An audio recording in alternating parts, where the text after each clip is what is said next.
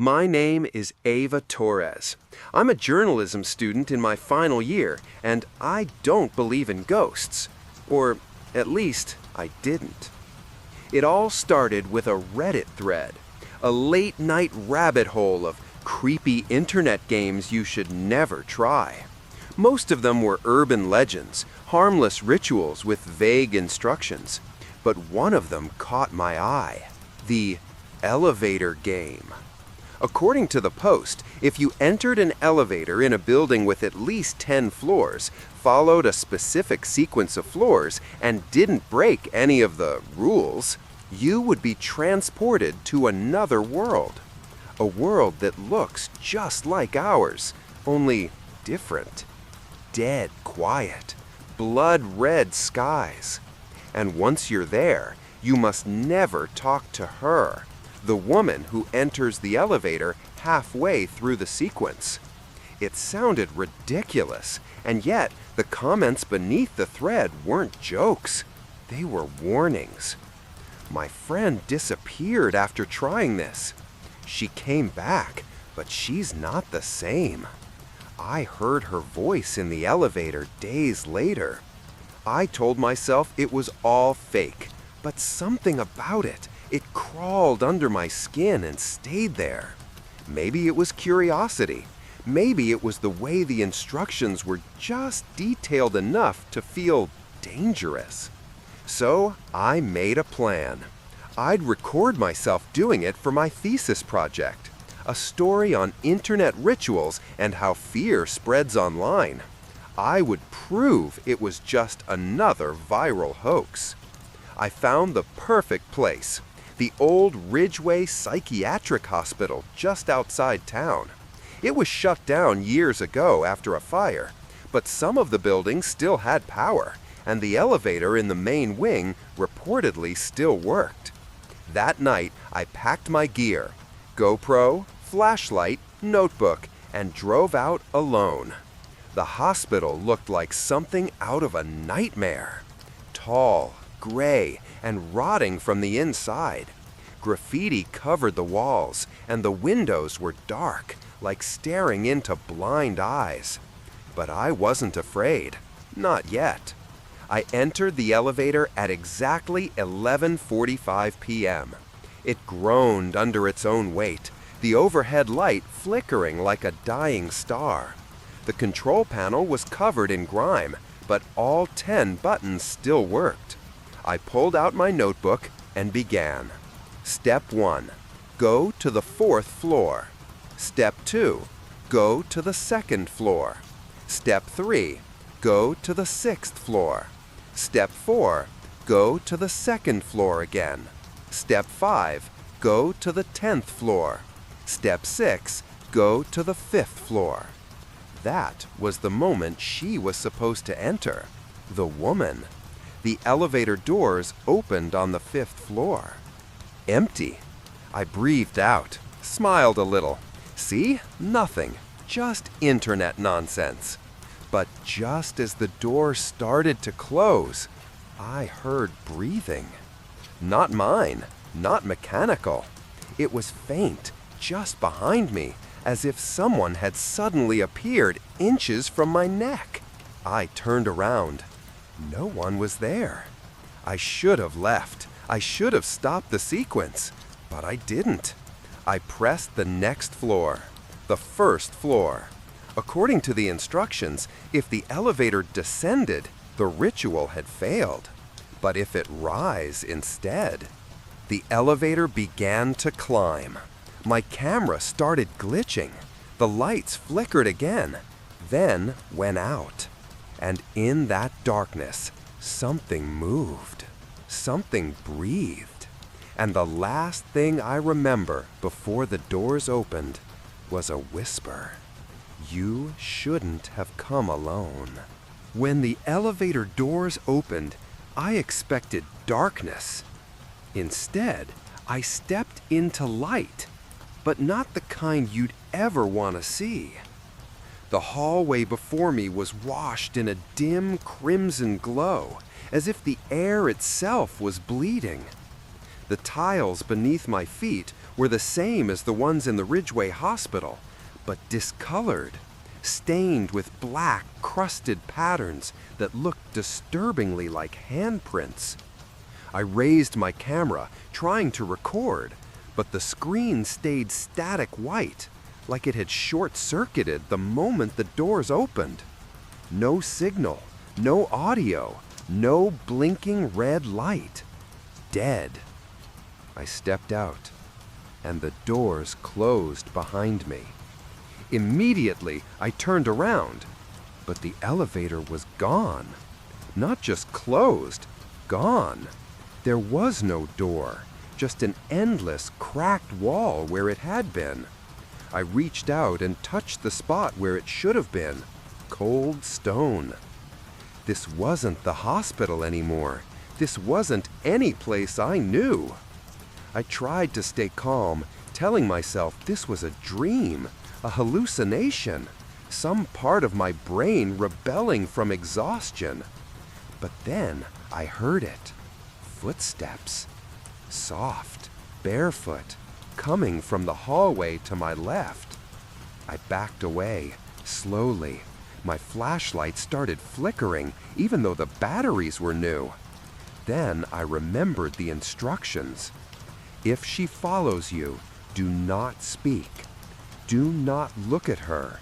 Do not let her touch you. I turned my head slowly, just enough to see the corner of the hallway. There, half hidden in shadow, was a woman. She wore a hospital gown, her hair matted and wet, hanging like seaweed over her face. Her head tilted ever so slightly, like she was trying to hear my thoughts. Then she stepped forward. I ran. The halls twisted in unnatural ways, sharp turns, stairwells that led back to the same floor, doorways that opened into brick walls. It was like the building was alive, shifting as I moved, keeping me from leaving. I found a room, one with a rusted metal door barely hanging on its hinges, and slipped inside. Inside, it was cold, colder than it had any right to be. My breath came out in clouds.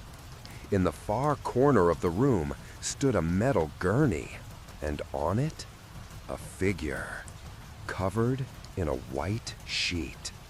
I should have run. I should have shut my eyes and prayed. Instead, I pulled the sheet back.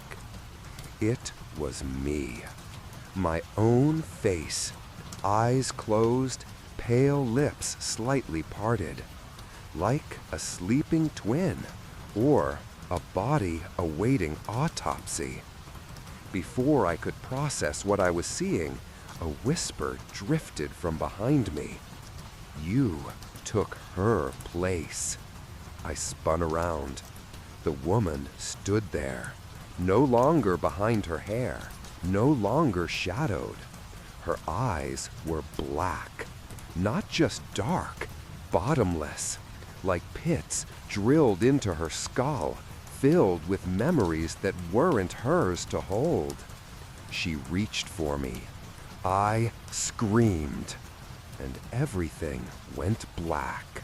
When I opened my eyes, I was lying on the cold, tile floor of the elevator. The lights above flickered. The panel buttons glowed faint red. I gasped, still alive, still in one piece. Had it all been a hallucination? I scrambled to my feet, pressing the one button again and again. Nothing. Then I looked at the panel. All the floor numbers were gone. In their place, there was only one glowing button, R. I didn't press it. I couldn't. Instead, I turned to the mirrored wall behind me, just to ground myself.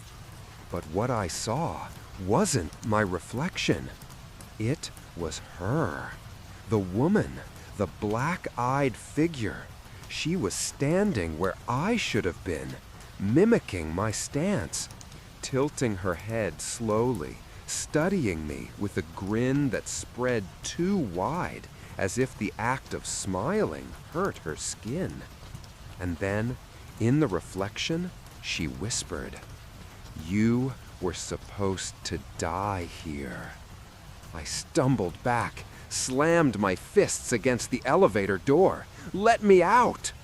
The metal screeched open, not to the hospital, but to a different hallway, brighter, fluorescent, normal. My legs moved before my mind could catch up. I bolted out. I was in the Ridgeway lobby. Reception desk, chairs, coffee machine humming. Relief surged through me, but something was off. Too quiet. No voices, no footsteps, no machines beeping. Then I saw the security camera monitor on the desk. It was showing the inside of the elevator.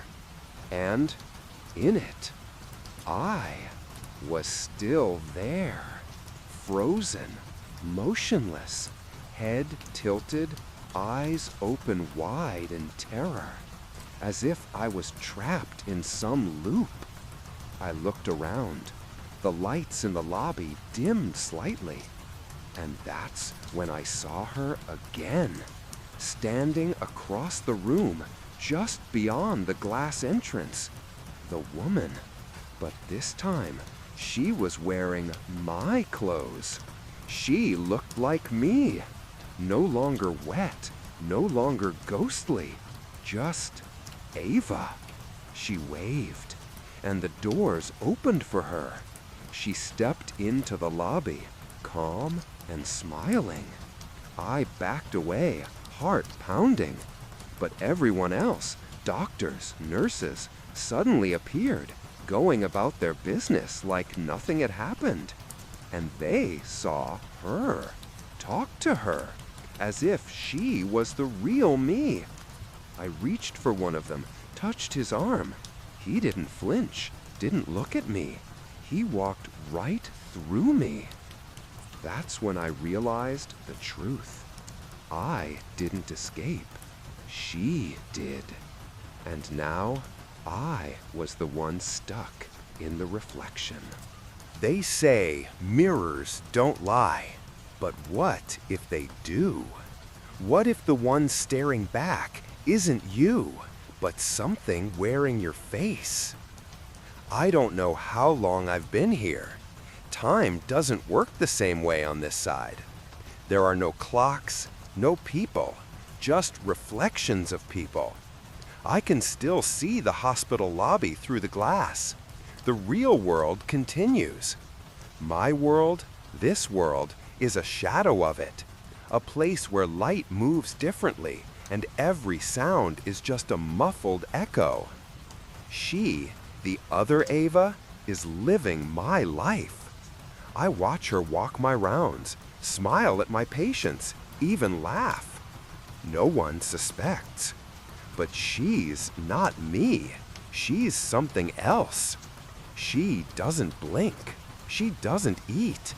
She watches herself in every reflective surface, like she's admiring a new costume she just put on. And sometimes, when no one is around, she talks to the mirrors. To me. "You opened the door," she whispers, grinning. "Now you hold it." I screamed at her once, banged on the glass so hard I thought it would shatter. It didn't. But she looked at me and said, "You're not the first. You won't be the last." I've tried everything, clawing at the walls, repeating the ritual in reverse, even whispering to other people through their reflections. No one hears me. No one sees me. Until last night. A janitor walked past a mirrored hallway. For a second, just 1 second, he paused. He turned, looked straight into the glass, straight at me, and his eyes went wide. He dropped his mop, stumbled back. I mouthed, "Help me." But then the lights flickered, and she was there, behind him, smiling. The janitor stopped. His face went blank. Then, calmly, he picked up his mop and kept walking, like nothing happened, like she had erased what he saw. I'm losing hope. This place, it feeds on that. Sometimes I hear voices in the elevator shaft, crying, whispering, screaming. Other souls trapped like me, others who played the game. We are echoes now, ghosts on the wrong side of the mirror. And the worst part, I can feel myself fading. My memories are slipping. Faces are blurring. Even my own name feels distant. But hers, her image grows sharper every day, stronger. She's no longer just pretending to be me. She is me now. I'm forgetting my voice. It's strange how quickly the human mind erodes when it's no longer seen, no longer heard. But the part of me that still remembers, that still fights, she hasn't given up. Not yet. There's one place I haven't looked. The elevator itself. The source. The portal. In this shadow world, the elevator isn't mechanical. It's alive. The doors breathe. The lights flicker like nerves. It waits at every floor, but never opens unless you ask it the right question. So I do what I should have never done. I whisper her name. The woman. The doors creak. Open. Inside, it's pitch black. No buttons, no mirrors, just walls that seem to pulse. But I step in anyway. I don't know how long I descend. Time stretches like skin down here. And then it stops. The doors open to a corridor of mirrors. Hundreds, thousands, lining the walls like a funhouse from hell. Each one showing a different version of me. Some screaming, some crying, some smiling with her eyes. But one of them blinks. It's not a reflection. It's her. The woman who took my place. She steps forward from the glass like it's water. She's no longer wearing my face. She's wearing hers. Pale, hollow-eyed, a mouth stitched shut with invisible thread. But I can still hear her voice in my mind. You brought yourself here. You gave me your name, your face. You wanted to know what was on the other side. I stand my ground, even though my legs shake. Take it back, I say. Take your world. I want mine. She tilts her head. Then, slowly, reaches up. She peels off the face and presses it against the mirror. It begins to warp, ripple, distort, until suddenly I'm falling. Through glass, through silence, through every version of myself that ever existed. And then I wake up, gasping in a hospital bed. Nurses rushing in, bright lights, real lights. My name is on the chart, Ava Reyes. The date? It's 3 weeks later. They found me passed out in the elevator, unconscious, no sign of trauma, no reason for the coma, just gone. But something's wrong. The mirror in my hospital room, it doesn't show me. It shows her. Just for a second, just when no one else is looking, she smiles and mouths something I'll never forget. It's not over. Not until you press the buttons again.